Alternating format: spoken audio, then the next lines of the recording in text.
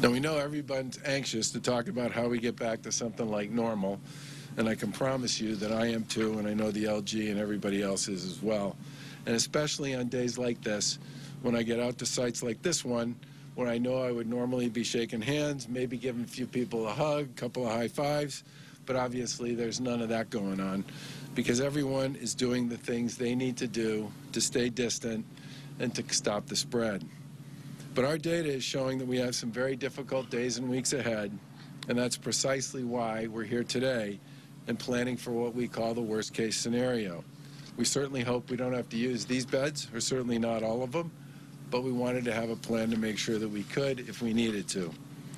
We've also started to talk with folks about reopening, but we would think at this point in time that we have a lot of work to do before we would put a plan like that into motion. But that is why, in many respects, we launched our first-in-the-nation contact tracing initiative.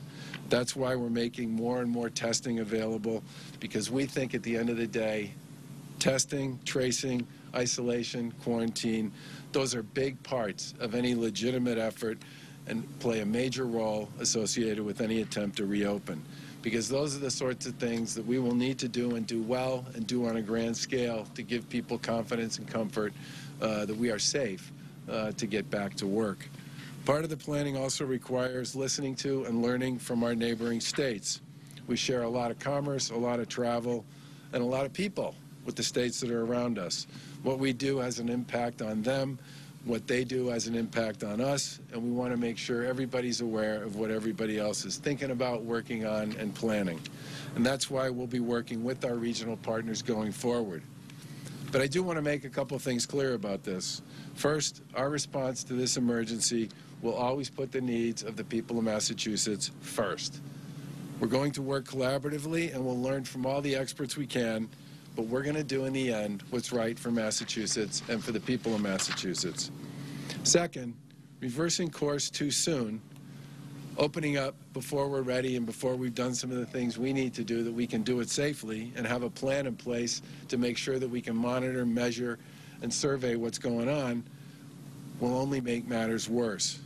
Everyone's had to put up with an extraordinary amount of grief and in many cases a tremendous amount of loss over the course of the past 6 weeks. Taking our foot off the pedal with respect to what we need to do to push back right now on this virus would squander in many cases a lot of the progress that we've made.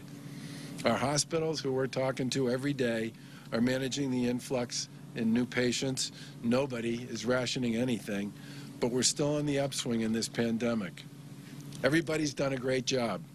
I can't tell you how proud I am and how grateful I am to be a part of this wonderful community here in the Commonwealth of Massachusetts, where everybody has a part to play, they understand it, and they sign up, and they follow through, and they execute on it, no matter how big or how small it might be.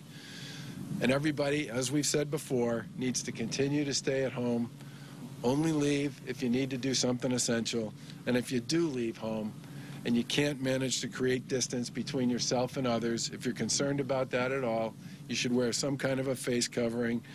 If you're going to the grocery store, the pharmacy, or to the doctor's office or someplace like that, because that's how you protect yourself from others, and it's also how you protect others from you. We know that in many cases there'll be some tough days ahead for our residents, but the way we get through this is by playing by the rules, sticking together, following the advice of our public health officials and others, and recognizing and appreciating that we have a lot of really smart and talented people in the healthcare world here in Massachusetts who can help us get through it as well. And with that, I want to turn the mic over to one of those people, Mike Lau.